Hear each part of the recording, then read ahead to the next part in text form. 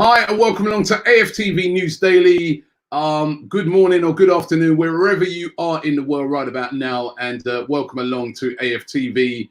And I hope you guys are all doing well. Football, of course, will be back again, as troops will say, back again this weekend because the Bundesliga returns yet again for their second week since they've come back. A week gone already, jeez. Second week since they come back, and the standout games are, there's a game tonight, Hertha Berlin versus Union Berlin. Again, it would have been a mega game. Big derby over there in Germany. But again, it's going to be another one of those games, as they all will, be played behind closed doors, which must be really gutting for those Berlin fans because, you know, that's a derby that doesn't happen regularly. And Union Berlin last week had to play, you know, what would have been probably their biggest game of the season against Bayern Munich behind closed doors. So it is what it is at the moment. It's unfortunate, but at least they've got football back in there in Germany. At least it's something to watch. The other standout games for the weekend is Borussia Mönchengladbach, who are going very well in the league, taking on Bayer Leverkusen, who are also going very well, and another chance to take a look at Kai Havertz and some of the Moussa Diaby, some of the great players that they've got. Wolfsburg are taking on Dortmund. I'm sure everybody will be looking in on Haaland, on Sancho, and Bayern Munich taking on Eintracht Frankfurt. So there's some really decent games to take a look at over the weekend.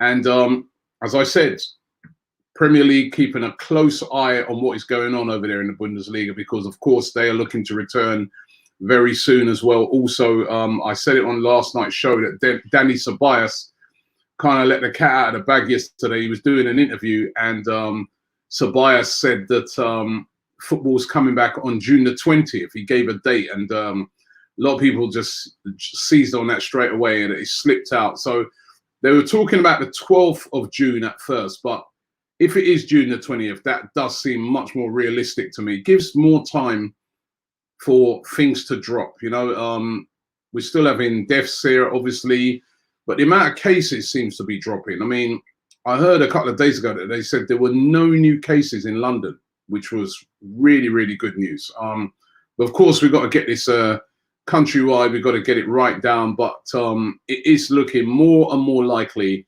that football is definitely going to be coming back in the Premier League unless there was some sort of crazy spike between now and June the 20th. So, and as I, you know, I was talking to Claude last night on the show, and we were saying, you know, it's hard to watch these games behind closed doors, although it's better than nothing. But maybe when it's your own club playing or other Premier League clubs playing, that you're more invested in. You're more invested, obviously, in your own club. You're invested in the Premier League.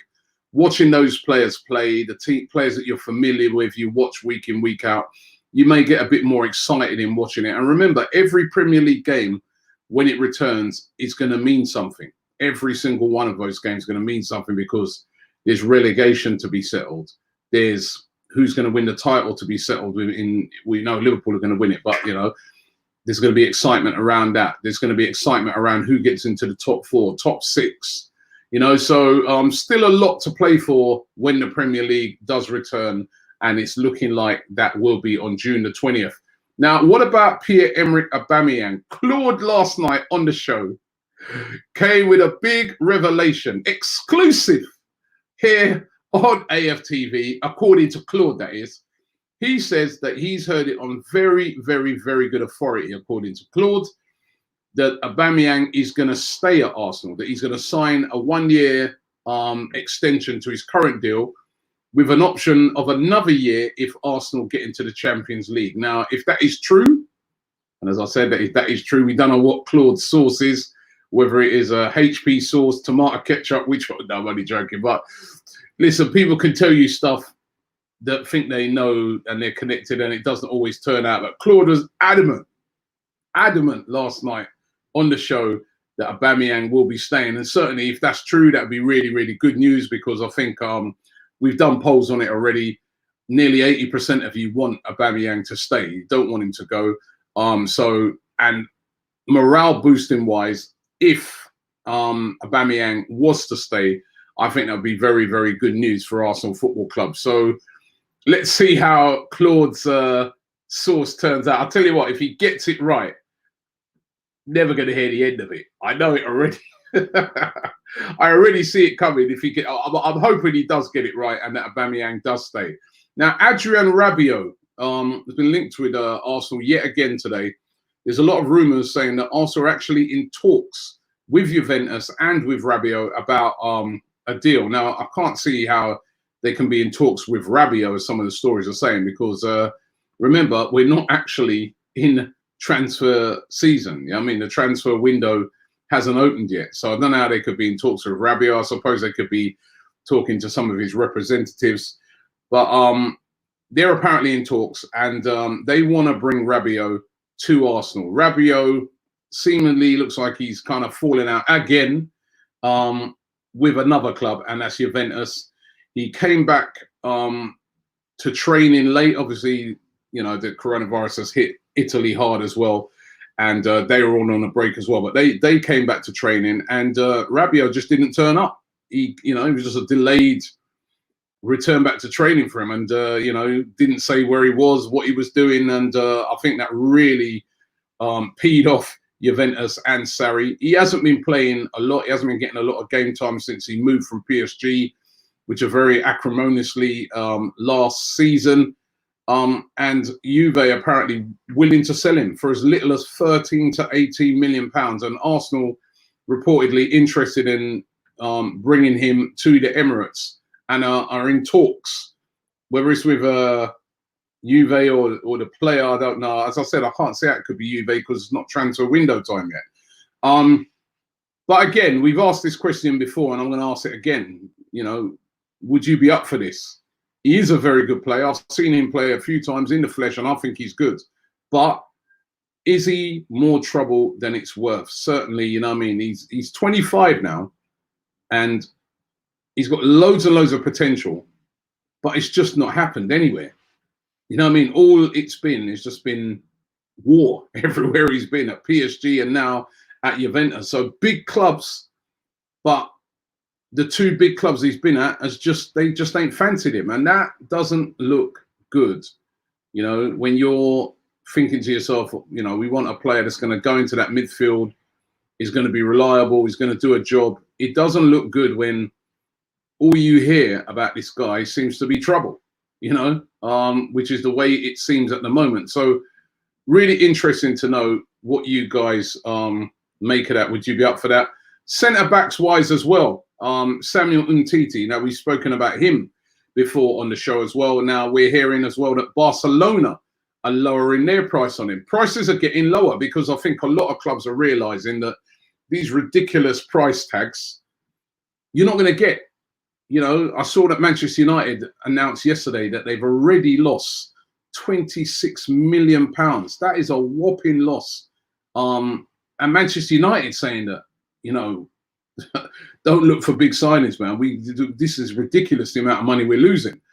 So clubs are having to lower their prices, and Barcelona have got so many high-earning players on their wage bill. They've been hit hard by the coronavirus that they also need to think about moving on. And Samuel Umtiti seems to be one. They wanted £45 million for him. They're now willing, apparently, to take about 27 million. He's 26 now, so still a good age for a centre-back. Arsenal, we know, have been interested for quite a while in a couple of windows. Man United also interested. But would you take him? Again, the only thing about him is that he can be kind of injury-prone. And that is a worry. You don't want to bring in a player that, is going to be in the treatment room. We've had enough of those over the years. So the Samuel Umtiti, would that be a good buy at 27 million? Or there's another alternative, and that's Vida. Demogogi Vida, who plays for Besiktas. You might have remembered him in the World Cup playing for Croatia. He was a very good player. And at that time, he was getting linked very heavily with Arsenal. It was said that Arsenal were going to move in for him that summer when the World Cup finished. They didn't, and he ended up going to Besiktas, or he's been at Besiktas, and he's been doing pretty well at Besiktas. He's their highest earner at the club, actually, and Besiktas are said to want to get him off the wage bill now. Again, clubs struggling with the whole COVID-19 outbreak and the fact that there's no crowds, football hasn't been on TV, etc. Everybody's struggling. Now, Besiktas said to want to offload him, and the rumours are that Arsenal, one of those teams, are interested in him. They'd accept apparently around about 6 million for him, which is pretty cheap. However, he is 31. Now, why would Arsenal want to be going to buy a 31-year-old player? I just cannot see this at all. I see the rumours there, but I can't see it. I mean, we got David Luiz there. He's, 32, 33, right? We've got Socrates in his 30s. We got Mustafi. What's Mustafi? 28, 29. Listen, we're looking to not bring in any. We've got enough old centre backs for experience, etc. We don't need another one. So I don't know where they're coming from with this rumor. I can't see that happening at all. That Arsenal would go in and bid for him, although stranger things have happened. So I really don't see this one. But it goes already. It's out there. We got to talk about it. So. Vida being linked with a move to Arsenal today. Let's hear what you guys have got to say, get into some of your comments. About my blood clot says, Robbie, stop linking these deadwood players, please. I'm not linking them. It's not me, bro. If I was doing the linking, I'll link us to Mbappe and people like that. It's not me linking them. This is the rumours that are flying around in the news right now. Marcel says, Robbie, all for Rabiot. Central midfield options are minimal at the moment. Xhaka, Torreira, Willett, Guendouzi, that is it. I know I'm dreaming, but 110 million would get you Upamecano, Partey, and Rabiot. Wake up, because we ain't going to get those free. But listen, Rabiot could be doable. But would you want him? Would you want him? That's the thing. Yako says, hi, Robbie. I have great news for you. Aubameyang will be staying at the Emirates for 2 more seasons. We just need 2 good signings, one in the midfield and another one in central defence. And we have a good challenge. Of course, as I said, Claude was breaking that news last night. Let's hope it becomes true. Ambessa Jig says, Rabiot, the French El Neni. No, I think he's better than El Neni. The thing is, though, I'm saying that, but I've not seen him play in a prolonged season. He makes so much problems, Ankit says, Aubameyang needs to go if he's not signing. I'm not in favour of him entering into the last year of his contract. It messes up the finances. We don't want that. But if it's between that and keeping him and getting into, having a chance of getting into European places, I keep him. It's definitely, if it meant sending him to one of our rivals, definitely we have to keep. Sunil says, no Rabiot, no Umtiti. I would rather have Lundstrom from Sheffield United and Lascelles from Newcastle United. We need players who will play for the badge, Robbie. So he's not up for any of those two. Abhinav says, we don't need failed players. When we needed them, they opted to go to trophy-laden clubs. We aren't a club to boost players' career. Their ship has sunk, a big no. So Vic Star says, Man United have got 90 million plus cash in hand. Now, I was talking to Flex about this the other day, and he was talking about, the amount of money they've got in reserve. Listen, every single club is getting hit hard and very hard by this coronavirus. And that includes Manchester United. So, they might have more money than most clubs, but they're still getting, don't look for them to be doing loads of mega deals either. It's not going to happen. Not this window. Alpha X says, how are we going to get into the top 4 next season? Teams like Chelsea are going to strengthen. They've been linked to Coutinho, Leonard, Moussa Dembele since Lyon have no European football. And Man United with Sancho, money talks. And don't forget, Alpha, Newcastle. I keep warning people, Newcastle are coming up. They're going to be a serious threat. Mitchell Murphy says, swap Aubameyang for Partey and put Laka up top as he's younger. Doesn't score enough goals, though. It doesn't score the goals that Aubameyang scores. What about keep both of them and bring in Partey? That'd be better. Lerwayne Lowe says, I agree with you, Robbie. He was playing really well at PSG, but Juve, it hasn't really kicked off for him. I think he isn't worth the trouble. And we've got Guendouzi and Xhaka, and that is decent. It's decent. But don't we want better than decent? You're not going to get into the Champions League with decent. You know, we need quality. I'm not sure if Rabiot is the answer to that area, but all I know is in that midfield area, it's been a problem for Arsenal for a very long time. And it's weird because it never used to be a problem, but at the moment it's a problem. I've got a super chat here. That's not coming up on the screen. Mohammed says, Liverpool fan from Sydney, hope Arsenal make the signings they deserve to be a better team. A plan of youth development, time and smart investment needed, a bit like what you guys have done. You know, we could definitely take an example from you guys. Rito says, Vida is not the answer, Robbie. Croatia lost the final because they had a weak back line. Socrates is rather better, and I would rather Tarkowski from Burnley. And you know what? He's right. You know, Vida, is Vida going to be any better than what we've got? That's what I'm saying. Forget Vida, man. I don't think Arsenal are looking at it anyway, them sort of players. Daniel says, if you're going to spend money, spend it on quality. No Vida, no more dead woods. Rabiot is decent, Robbie. I would take him, but tell him to leave his ego at the door. Titi, come on, man. No way. He's finished. Wow. Omar says, Rabiot ain't all that, in my opinion. So he's not rating him. I've got another super chat here from Tyrannical.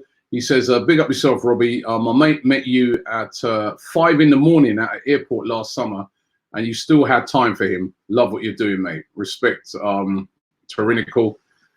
Those days when we flew places, so we was at airports and meeting people. Oh, it seems like a million. Oh, I just want to meet people again. Abe Warrior says, I'd take Rabiot. Remember when people said Aubameyang had attitude issues at Dortmund? Now look at him. Rabiot is a quality player. So another shout there for Rabiot. Afam says Arsenal messed up in not signing Manolas. Yeah, that's another one we let get away. Amar says Rabiot would be a really good addition for less than 20 million. Yes, he's had problems in his career, but if Arteta can handle him it nicely, trust me, we'll be having a gem of a midfielder in him. Could Arteta? I mean, Arteta as a player, a manager, you see, he doesn't seem like he messes around. Does he really want somebody like Rabiot in the camp? But then, as you said, that price, if it could be done for that, why? It's not much of a risk, is it? Sunil says, if we don't get our act together, Robbie, I think the next couple of years we'll be fighting relegation. Nah.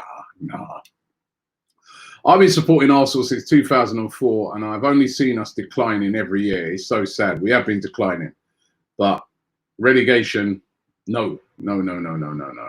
James says, Umtiti dances into our team.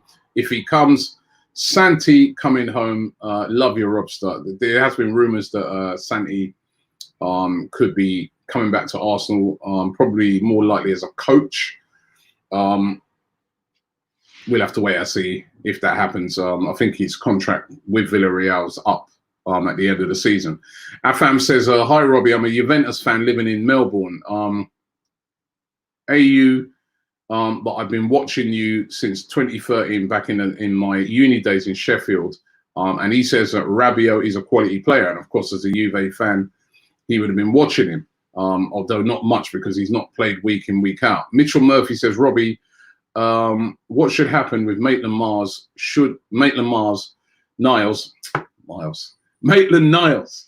Should he get his chance in the midfield? He played well at Anfield. Well, that again, he's he's always wanted to play midfield, but it doesn't look like he's going to get his chance there under Mikel Arteta. Mikel Arteta doesn't seem to fancy him in that midfield area, so maybe we should try him in there. As Ray says, don't get Rabiot, please. He's Xhaka 2.0. Get Gerson. Rito says, Robbie, what about Regani at Juve? He's a good player. Love from Nepal. Good player. He's good player. It doesn't seem to, again, another player doesn't seem to start all the time. You know, at Juve. Why is that? Is it? I don't know. I don't know. It's a hard one. It's a hard one. We've been linked with him so many times. Off says, I rate Saliba, who's a gem for us. He's going to get used to the Premier League. And Don Robbie, please put Chunks or KSI on the evening edition. Okay, we're trying. Simon says, Rabiot walks into Arsenal's first team. Okay. Age Bola says, Calvin Phillips will be a better choice to Adrien Rabiot, in my opinion. He's a good player, Phillips, at Leeds. John SC says, we need prime defenders to partner Saliba. Vida is past his prime. Yeah, the Vida thing, I am not feeling that at all. And I don't think it will happen anyway. Elliot says, greetings from Toronto. Great show. We need Rabiot and Umtiti and Vida like we need another hole in the head. So there's not much shouts for Rabiot. Well, this Rabiot one's mixed. The Vida one, no one's feeling that by the look of that. Aditya says, hi, hey Robbie, all the way from India. Big up everybody over there in India. He says, I honestly feel Arsenal have a chance to have a good chance to develop Mari and Saliba. You need players who work hard for the team. I think I really can see Mari staying. It looks to me like Arteta was quite instrumental in getting that Mari deal done, and he likes him. So, but you know, we'll see. But obviously, that's going to depend a lot on how Mari plays when we return back. Starborn Lightning YouTube channel says, I think we should go for Sabitzer. Rabiot is not the standard we aim for. His attitude is also so bad. Guna Gamer TV says, large up yourself, Robbie. It's time to cash in on Lacazette and buy at least 2 marquee players. 3 would be nice. Big moves, big game.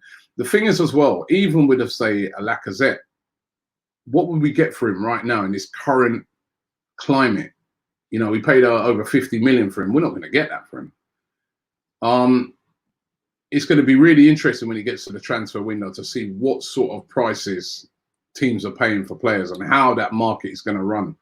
It really is going to be interesting. Aussie221 says, I think we should look in our youth. We ain't going to spend big money. We have talent come through our ranks. We should look in there. Well, we're going to have to definitely look in there. Because as I said, it is going to affect spending. Even if you've got big money to spend, you're going to look on it and you're going to think it's still risky because you don't know if this thing comes back again next year, the coronavirus, and then there's more games stopped. You know, there's still a lot of uncertainty around, you know what I mean? It's going to be a real strange transfer window coming up. Callum Crossan says, hey, Robbie, I support Celtic. Do you think we will get 10 in a row? And do you think you will get Edouard? Edouard's a possibility if Aubameyang goes, you know, 10 in a row. Yeah, I do think Celtic will get 10 in a row. Although I suppose the Rangers fans are going to be saying that you got handed this last one. But, you know, that's how the banter goes between you guys up there. Ade says, Robbie, why are we not looking at Pereira of West Brom and Calvin Phillips from Leeds and Max Aarons from Norwich? All we need is in England. Love from Nigeria. Good shout. 3 good players. Oz says, Robbie, what about Douglas Luiz? He's still young, and we would make him a Brazilian international. Could get him cheap now. Juventus, Douglas Luiz. I found to which Douglas Luiz he's talking about. You know, Douglas Luiz. I thought he's talking about Douglas Costa, who's at Juventus. They're apparently also looking to offload him. So again, that could be a player could go for, but then again, he's more of a wide player, and we've got a lot of sort of wide players, you know. J Rigby 90 says, Robbie, if any English manager has potential to be the next Brian Clough, that's definitely is Chris Wilder from Sheffield United. He's great in making He's great in the making, in my opinion. Newcastle should get him. You know what? Chris Wilder has worked miracles since he's been at Sheffield United, not just this season, but bringing them up through the leagues. Look where they are this season with a real unfashioned team with no big stars in it. He's done incredible. Tommy G said, would you sign Santi as a player coach for a year before he stays as a coach?